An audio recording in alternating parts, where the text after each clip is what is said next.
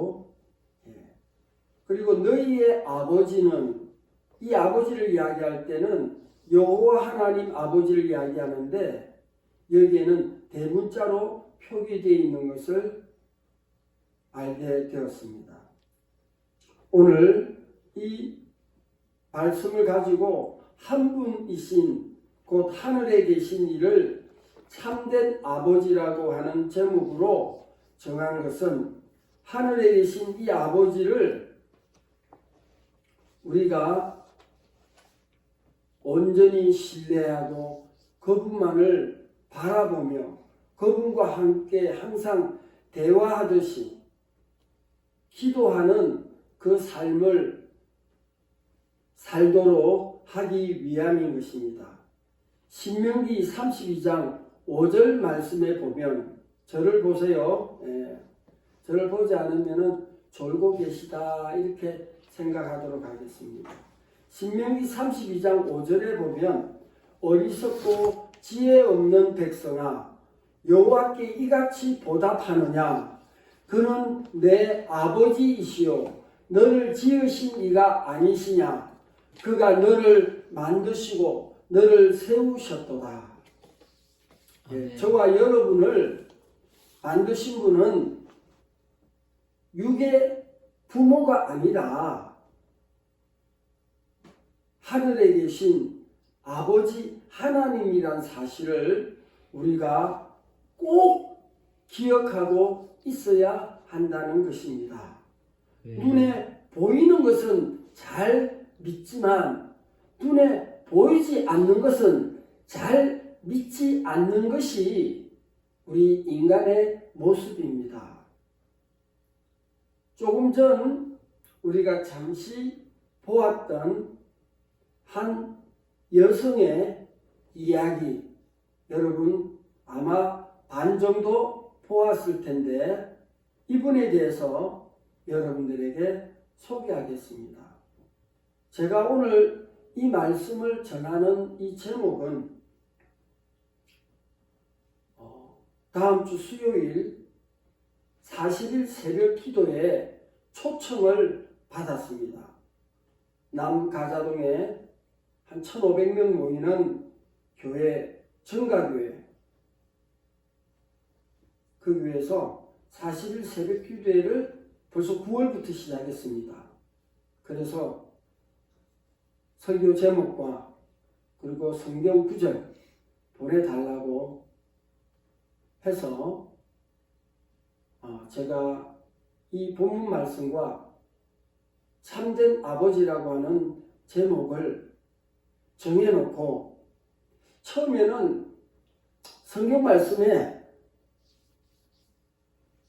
하늘에 계신 아버지, 우리가 보통 잘 알고 있는 그 아버지가 참된 아버지다, 그런 좀 쉬운 주제가, 제목이 나와 있으니까 했는데, 이 설교를 준비하면서 계속 안에 내용이 자꾸 바꿔지는 거예요. 계속 바꿔지면서 땅에 있는 아버지를 아버지다, 아버지가 아니고 하늘에 계신 아버지가 너희 아버지다, 이 이야기를 누가 했느냐? 예수님이 말씀하셨거든요. 그래서 과연 그러면 이 땅에 있는 아버지와 우리들을 어떻게 매치를 할 것이며, 어떻게 하나님 아버지가 보시는 그 육의 아버지와 이 아들된 우리들을 어떻게 연결시킬 것인가 고민을 참 많이 했습니다. 매일매일 밖에서 돌아오면 이 설교 말씀에 계속 또 다시 말씀을 만들다가 또 지워버리고 또 말씀을 지우고 하다가 오늘 아침에야 약 80% 정도의 이해가 가능해지는 그 말씀의 제목을 이렇게 찾게 되었습니다. 이걸 생각하면서도 너무너무 감사하더라고요. 아까 여러분들이 잠시 보았던 그 내용이지만 이분에 대해서 소개합니다. 자, 저를 보세요. 불교 가정에서 태어났고 다니던 불교 대학교 가는 길에 교회가, 큰 교회가 옆에 있음에도 불구하고 한 번도 눈길조차 주지 않았다고 하는 현재 연세대학교 글로벌 코칭 전문가이면서 교수님이면서 박사이신 한 분의 이야기입니다. 이분이 최근에 책 예정이라고 하는 책도 써냈습니다. 그분의 이름은 서우경 박사인데 이분의 간증 일부입니다. 본인은 이 서우경 박사는 불교의 논문으로 책을 만들어서 온 세계를 불교화로 만들려고 하는 야심찬 계획을 가졌던 그녀였습니다. 논문을 마무리하고요. 너무 기뻐서 아침에 주방에서 설거지를 하고 있었는데 그 논문을 마쳤다고 하는 그 기쁨 때문이었을까요? 갑자기 자기 입에서 기쁘다 구주 오셨네 그 찬송가가 나오더라는 거예요. 너무나도 의아하게 생각했다고 합니다. 그날은 성탄절 기간이 12월도 아니었다고 합니다. 5월달이었어요. 그런데 자신의 입에서 한 번도 불러보지 않았던 기쁘다 구주 오셨네 이 찬송가를 부르는 것을 의아하게 생각하면서도 그냥 불렀다고 합니다. 저를 봐달라고 하셨습니다. 예. 그날 저녁 편히 잠을 잤습니다. 그런데 새벽 3시에 갑자기 눈을 떴습니다. 그리고 갑자기 잠에서 깨어나 자신의 입에서 터져나온 이상한 나라의 말, 그것은 방언이었습니다. 방언이 터져나온 것이 막 방언이 터져나왔다고 합니다. 주체할 수 없도록 그 방언이 막 입에서 나오기 시작했다고 합니다. 그래서 함께 자고 있던 남편이 깜짝 놀랐습니다. 그런데 그 방언이 하루, 이틀, 3일 정도 계속 이 방언 기도가 새벽마다 이렇게 막 터져 나왔다고 합니다. 그래서 남편이 생각하기를 아내 서우경 박사가 이거 너무 그냥 논문을 쓴다고 인도 서적, 산스크리트어 그걸 막 공부를 하고 그것을 번역을 해가지고 이 논문을 만들기 때문에 아마 그거의 영향인가 보다. 그래서 친정집에 가서 좀 쉬고 오라고. 그래서 그 다음날 처갓집으로 보냈다고 합니다.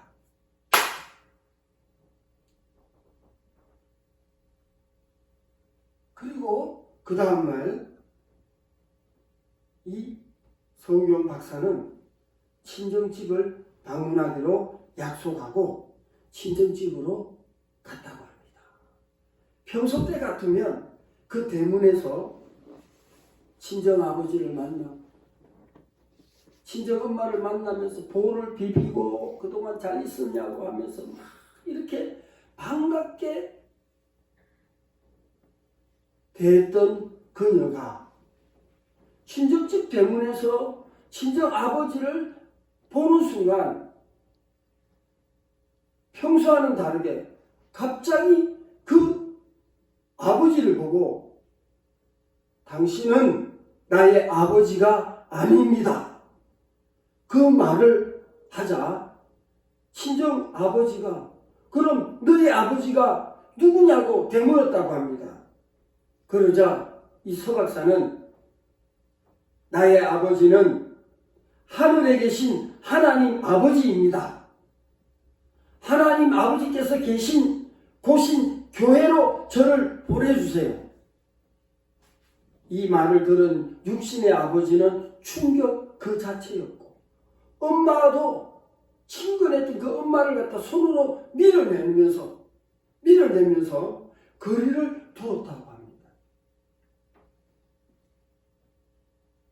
오랜 세월 동안 그 분의 집은 불교의 그 영에 꽉 찌들려 있는 그런 집이었습니다. 평생을 불교에 그냥 불제자로 살았던 그 가정, 그 엄마는 그 딸 소경 박사에게 늘 연주를 주면서 관세음보살 남야비탑을 이런 것을 그렇게 했다고 하는 그 집이었습니다. 어떻게 집 안방에 갇히다시피 하였고, 그런데 그 방 안에 조그맣게 벽에 걸려있는 캘린더, 달력을 보았는데 그 달력은 일반적인 그냥 초상화 비슷한 나무가 있는 이런 꼭 그림이었다고 합니다. 그런데 그 달력을 가까이 가서 보니까 그 안에 십자가에 달려있는, 못 박혀 달려있는 예수 그리스도를 보았다고 하는 것입니다. 자기 눈이 뭐가 잘못된 줄 알았대요. 이렇게 보면은 정물한데 가까이 가서 보니까 십자가에 달리신 예수 그리스도. 그런데 그분의 눈에서 그냥 일반적인 눈물이 아니라 영혼을 사랑하는, 온 인류를 사랑하는 예수님의 그 피눈물이 흐르고 있더랍니다. 그래서 이 성경 이분이 그 자리에서 그런 이야기를 했다고 합니다. 주님이 아픔이 너무 힘들게 보여요. 제가 조금 나누겠습니다. 제가 좀 같이 지겠습니다. 그러면서 주님의 은혜를 경험하기 시작했습니다. 나는 하나님의 딸이에요. 아버지, 저를 지금 교회로 보내달라고. 내 아버지가 계신 교회로 나를 보내주세요. 그런데 그 방 안에 있으면서, 안방에 있으면서 곰곰이 생각을 해보니까 지금까지 하나님을 대적하는 논문을 쓰고 하나님을 대적하는 불제자를 만들어내었던 죄악들이 생각이 나기 시작했다고 합니다.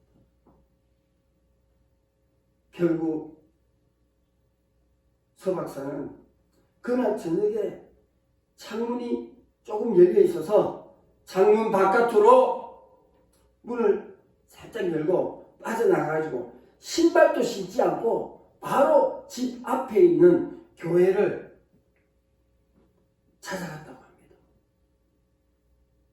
거기서 만난 교회 전도사님의 모습을 보니까 그 서박사가 신발도 제대로 신지 않고 그냥 어디 놀란 사람처럼 교회 와서 막 기도하고 있더랍니다. 결국 평생토록 교회라고는 문득 한 번도 넘어보지 못했던 아버지, 엄마, 친정아버지, 엄마, 동생들, 남편까지 모두가 다 교회에 와서 딸을 데리고 나갔다고 합니다. 그런데 그 이후 이 송경 박사는 3년 동안 철저히 육체적인 고통, 정신적인 고통에 시달렸다고 합니다.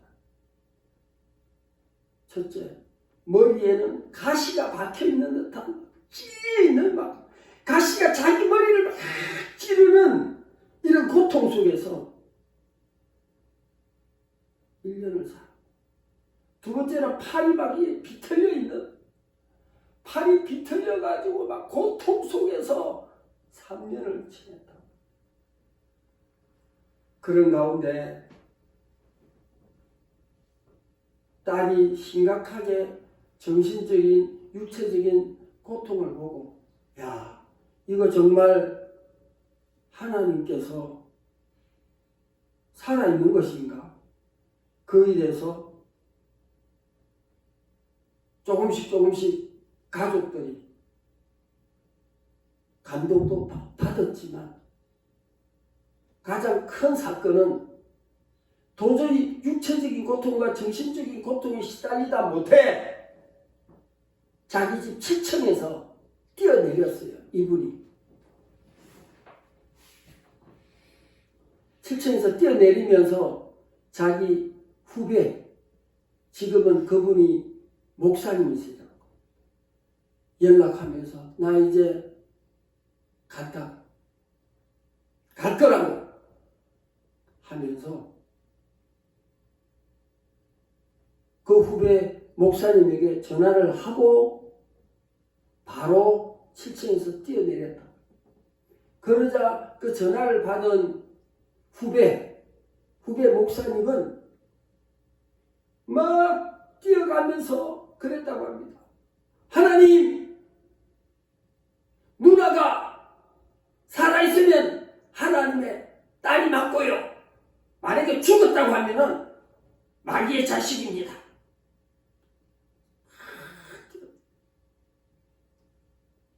막 도착하니까 서 박사는 풀밭에 마치 잠을 자고 있듯이 손을, 자, 저를 봐주세요. 손을 이렇게 해서 이렇게 다리를 또 가지런하게 해서 풀밭에 누워있다. 뼈는 하나도 다치지 않고 발끝만 조금 이렇게 금이 간, 뼈가 조금만 금이 간 그 상태로 누워있다. 가족이, 남편이 놀래가지고 막 결국은 이분이 여의도 순복음 오살리 기도원에 가서 7일 동안 금식 기도하면서 기도문에서 예수 그리스도의 음성을 듣고 내가 이제 너를 사랑하고 내 딸아, 내가 너를 사랑한다. 그 말씀을 듣고 나서 이분을 그동안 괴롭혀왔던 모든 정신적인, 육체적인 고통이 싹 떠나가면서 가장 불신의 근본이었던 그 친정 아버지마저도 예수님을 믿고, 지금은 일가족 전체가 다 예수님을 믿고, 지금은 이분이 전 세계를 다니면서 복음을 전하고 있다고 합니다. 야, 이분이 이야기했던 내 아버지는 하늘에 계신 아버지입니다. 제가 이 본문 말씀을 생각하면서 과연 성경 말씀에 우리가 알고 있지만 어떤 다른 사람의 좀 특별한 이런 간정이 있으면 참 좋겠다고 그런 생각을 하면서 유튜브 안에도 얼마나 간정이 많습니까? 그런데 이 서 박사님의 간정을 제가 우연히 그냥 클릭을 하다가 본문 말씀하고 딱 매치가 되는 거예요. 이야, 할렐루야, 감사합니다. 근데 이것도 약 한 30% 정도의 설교 말씀과 또 이 성경 구절하고 매치가 되는 말씀이었고, 오늘의 이제 본문으로 우리가 들어간다면 그렇습니다. 우리들을 지으시고 만드시고 세우셨기 때문에 우리는 여호와를 아버지라 부르는 것입니다. 또한 하늘에 계신 아버지라는 의미는 이 땅의 모든 영혼들의 구원자 되심을 말씀하고 있기도 합니다. 또한 선교적인 부분으로 본다면 예수님의 마지막 유언인 모든 민족을 제자로 삼아 아버지와 아들과 성령의 이름으로 세례를 베풀고 내가 너희에게 분부한 모든 것을 가르쳐 지키게 하라. 볼지어다 내가 세상 끝날까지 너희와 항상 함께 있으리라 하시니라. 마태복음 28장 19절. 너희는 온 천하에 다니며 만민에게 복음을 전파하라. 마가복음 16장 15절. 또 그의 이름으로 제사함을 받게 하는 회개가 예루살렘에서 시작하여 모든 족속에게 전파될 것이 기록되었으니 누가복음 24장 47절. 이러므로 내가 하늘과 땅에 있는 각 족속에게 에베소서 3장 14절.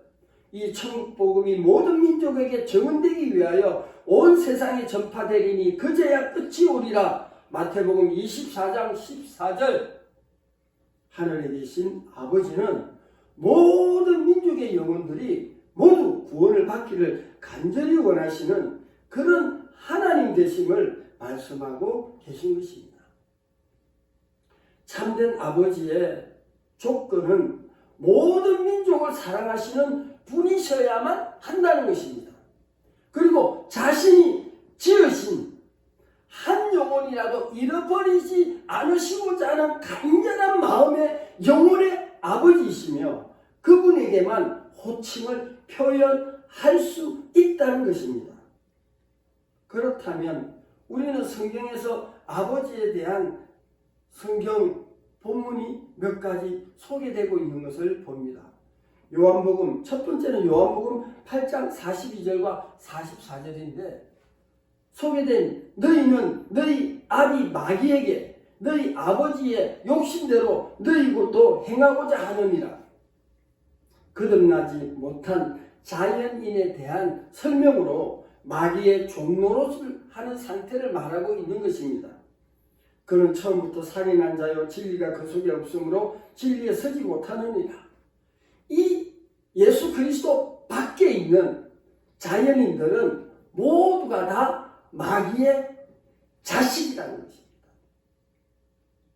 둘째는 일반적으로 자연인에서 예수 그리스도를 믿고 거듭난 육신의 아버지 모습인데 본문에 땅에 있는 아비들은 불완전한 면이 참 많이 있기에 예수님은 너희의 아버지는 한 분이다. 곧 하늘에 계신 이신이라고 하셨습니다. 왜 땅에 있는 육의 아버지를 아비라 하지 말라고 하셨을까요? 우리들이 예수 그리스도 안에서 중생의 경험을 하였다 할지라도 또한 성결 곧 성령 충만을 사모한다 할지라도 여전히 불완전한 면이 참 많이 있다는 것을 알 수 있다는 것입니다. 구약 성경의 믿음의 조상들의 삶을 우리가 한번 알아보도록 하겠습니다. 아브라함, 이삭, 야곱 이분들의 신앙의 단계는 어느 정도일까요, 사모님?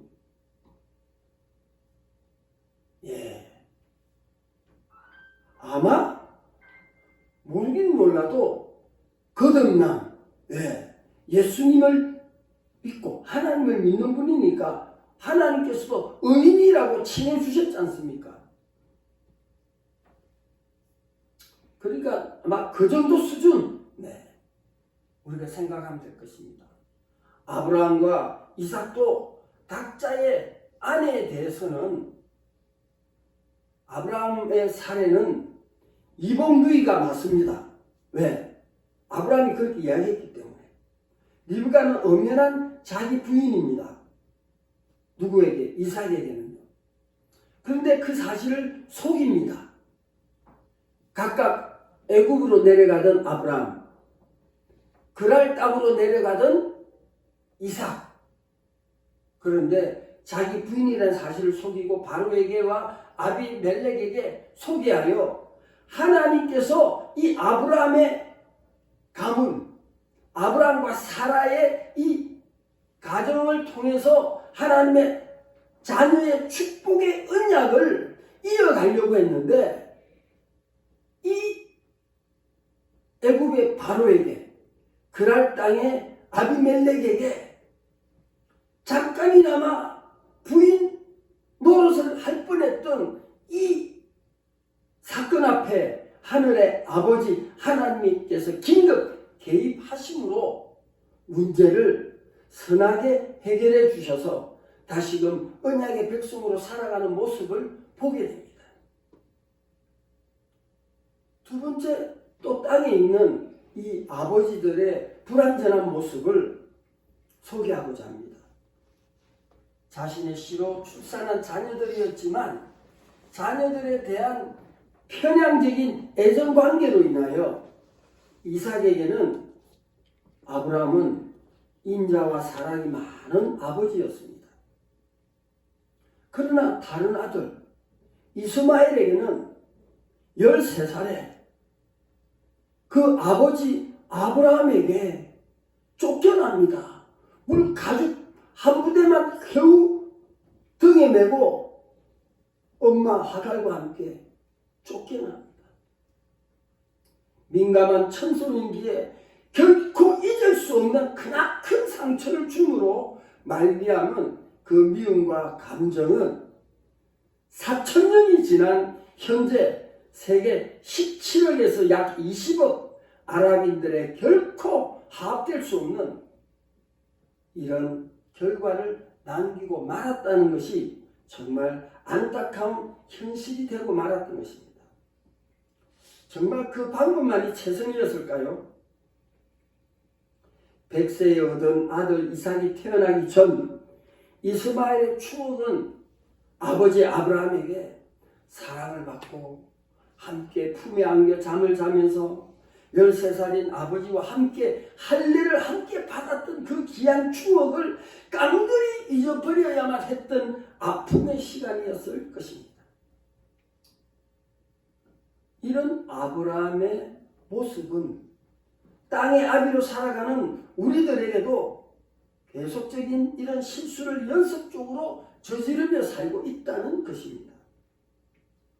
정말 사례가 10년을 기다려도 본인에게 소식이 없자 몸종인 하갈에게 동침하라고 아브라함에게 요구했을 때 믿음의 조상답게 여호와 하나님께 기도하여 하나님의 뜻을 물어보았다면 여호와 아버지께서는 어떤 말씀을 하셨을 것 같습니까? 사모님, 하나님께서 어떤 말씀을 하셨을 것 같아요? 범사의 여호와를 인정하는 삶을 아버지께서는 요구하시지만 대부분의 이 땅의 아비들은 사례처럼 당신 뜻대로 하지요. 이런 말을 하지 않았을까요? 하나님께 물어보지 않는 그런 부모였습니다.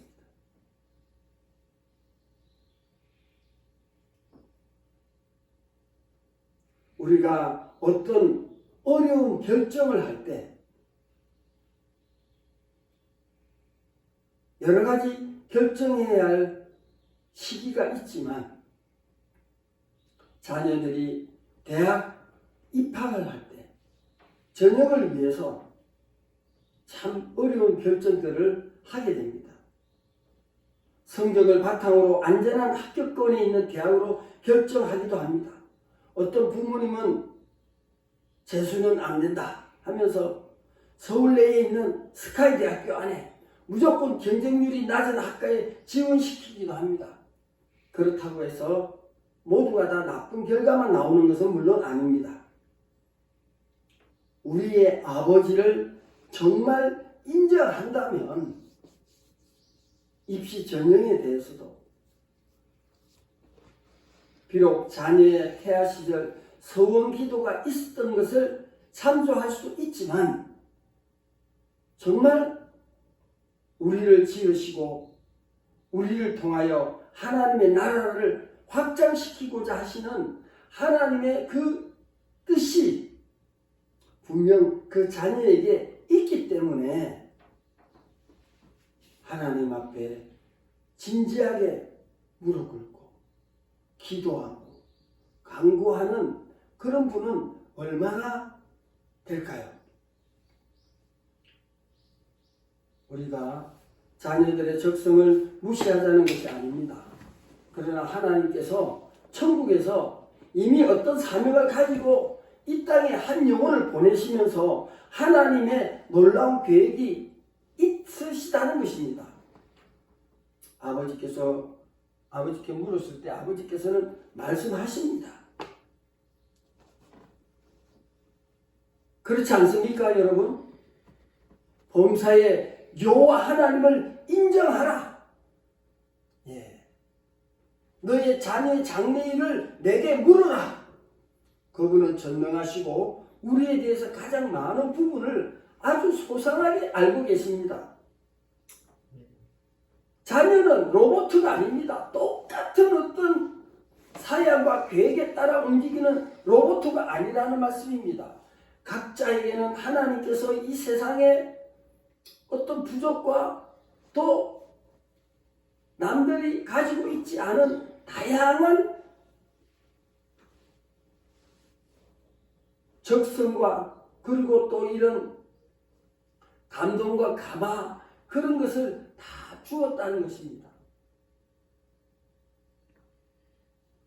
하늘의 아버지께서는 그 자녀의 재능과 은사 모든 것에 대해 이 땅의 아버지들보다는 훨씬 많은 정보를 가지고 계실 것입니다. 이 땅의 아버지와 하늘의 아버지의 한계는 하늘과 땅 차이임을 인정하시기 바랍니다. 앞으로 여러분들도 그런 부모 세대가 되잖아요.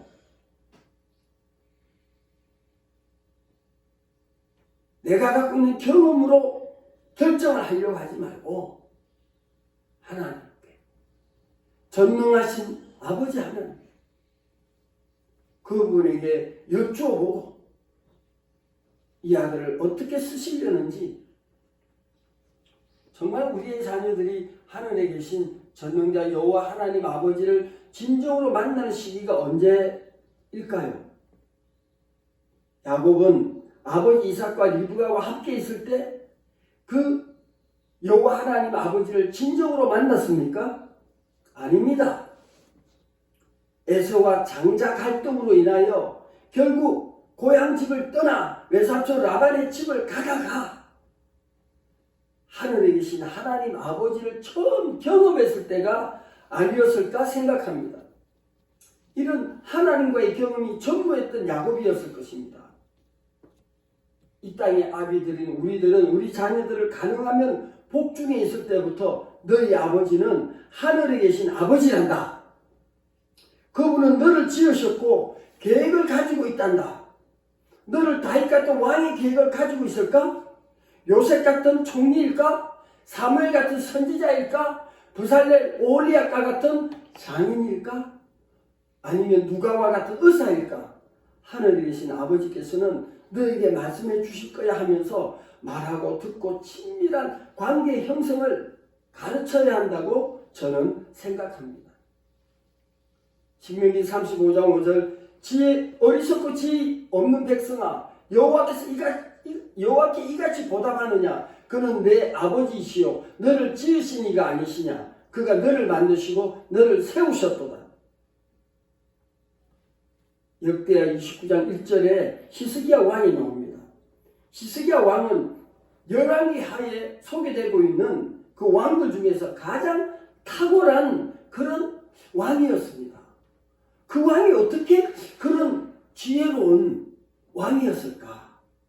나라와 모든 그 전리 문제를 갖다 해결하고 국가의 위기 앞에서 다른 열왕기하에 소개되는 왕들은요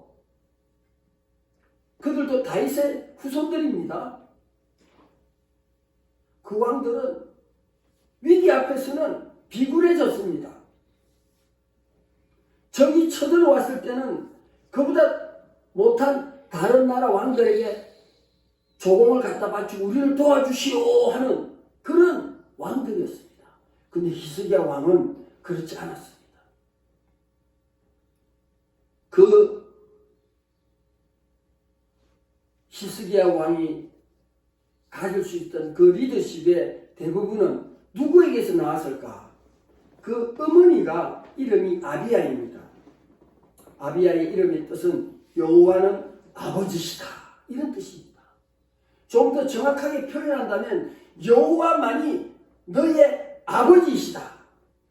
히스기야 왕의 모친의 복중의 교육은 전무후무한 훌륭한 왕으로 교육했다는 것을 여실히 보여주고 있었던 것을 우리는 열왕기하를 통해서 가장 신실했던 왕국을 이끌어간 것을 우리는 역대하에서 만나보고 있지 않습니까?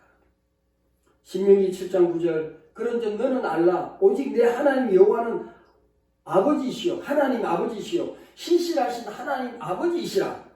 그를 사랑하고 그의 계명을 지키는 자에게는 천대까지 그의 언약을 이행하시며 인애를 베푸시되. 청소년기에 예수님의 말을 여러분 들어봤습니까? 누가복음 2장 48절에 그 부모가 놀라며 그 모친은 가로되 아이야 어찌하여 우리에게 이렇게 하였느냐 보라 내 아버지와 내가 근심하여 너를 찾았노라.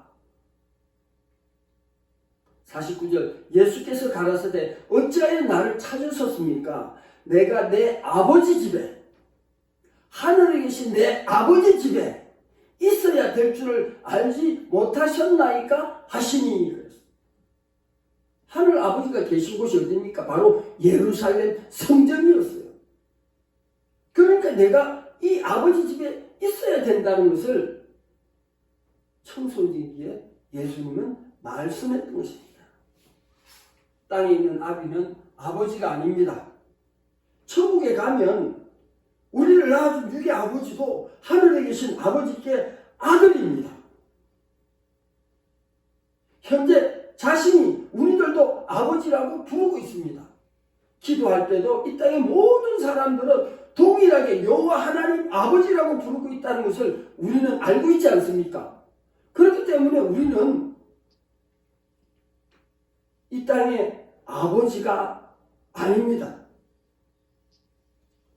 하나님 아버지 앞에서는 모두가 다 아들이요 딸이라는 사실입니다. 그렇기 때문에 예수님께서 오늘 이 본문 말씀을 말씀하셨던 것으로 저는 이해하였습니다. 하늘의 아버지는 지구상의 모든 영혼들과 구원을 위해 독생자 예수 그리스도를 십자가에 피 흘리기까지 모든 영혼들을 사랑하셨습니다. 이제 마무리를 지으려고 합니다. 하늘의 아버지는 아브라함처럼 이삭만을 사랑했던 야곱이 요셉만을 사랑했던 그런 편향적인 아버지가 아니듯이 그분은 천국에서 지으신 지구상의 모든 영혼들에게 관심을 표하고 계십니다. 이슬람교, 아랍민족, 힌두교도, 불교도, 무교, 이단, 동성애자 모든 영혼들에게 지극한 정성을 쏟고 계십니다. 우리가 이슬람, 미전도 종족들에게 하늘의 아버지를 전해야만 합니다. 그들에게는 알라는 아버지란 존재가 아닙니다. 두려운 하나님, 무조건 복종을 요구하는 하나님, 이런 거짓 그리스도입니다. 영원히 해결할 수 없다던 아랍민족, 이스마엘의 후손들 세계 17억에서 약 20억, 이슬람이 시작했던 사우디아라비아에서 현재 청소년 비전스쿨이 14개 도시에서 열리고 있다는 것을 아십니까? 그 땅에서 할렐루야를 부르며 청년 대학생들이 복음을 전하고 계신 것을 알고 있습니까? 우리가 살고 있는 이 땅의 안전한 곳은 과연 어디입니까? 바로 주님의 임재가 있는 곳이 바로 교회이고 거기가 가장 안전한 곳입니다. 선교 현장입니다. 하나님의 꿈으로 환상으로 아랍인들이 예수님을 만나고 있고 그들에게 단기팀들이 복음을 전하여 영접시키고 있는 이 마지막 때입니다. 바울은 왜 로마로 갔습니까? 그냥 안전하게 안디옥에서 시리아 안디옥에서 그냥 있었어도 됐습니다. 왜 마게도니아로 가야만 했습니까? 그곳이 영광의 자리였기 때문입니다. 언제까지 무거운 십자가를 피눈물을 흘리고 계신 예수님을 그냥 버려두려고만 하십니까? 1925년 이란이 불과 2,500명이 정도가 개신교 신자였다고 합니다. 지금은 무려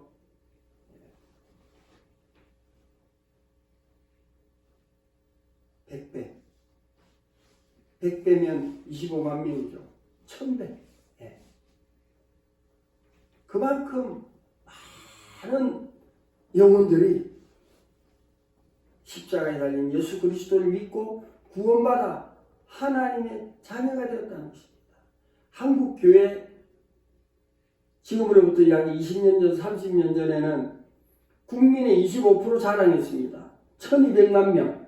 그러나 지금은요, 이단 신천지 무슨 통일교 다 빼고 코로나 팬데믹으로 인하여 교회를 떠난 현재 참 신자는요, 불과 600에서 300만으로 보는 것도 무리가 아니라는 사실입니다. 그러나 300만 숫자로 민족 복음화, 세계 복음화를 감당할 수 있습니다. 철저하게 자기를 부인하고 자기 십자가를 지고 예수 그리스도를 쫓는 사람들이 있다면 충분히 감당할 수 있을 것입니다. 마지막 주님의 재림이 점점 가까워지고 있는 징조가 도래하고 있습니다. 첫째 기근과 지진이 그리고 전염병이 창궐하고 있습니다. 그러나 한국교회는 세계 선교를 이웃나라 중국과 그리고 인도, 미국 함께 연합해서 세계 복음화를 반드시 이루어낼 것입니다. 우리 한국에 현재 28,000의 그리스도의 좋은 군사들이 고난을 받으면서 세계 복음화에 앞서고 있습니다. 그들을 위해 우리는 기도하고 옥합을 깨뜨려서 하나님 앞에 드리고 그래서 이 복음을 땅끝까지 전하는 거기에 함께 쓰임받는 우리 모두가 되기를 바랍니다. 기도하겠습니다. 우리의 참된 아버지, 하늘에 계신 우리 아버지 감사합니다. 귀한 자녀의 비밀을 알게 하시고 깨닫게 하셔서 우리를 하나님의 자녀라 불러주시고 늘 동행해 주시니 감사합니다. 할렐루야. 모든 영광 하나님으로 받아 주옵소서. 예수님의 이름으로 감사하며 기도하옵나이다. 아멘.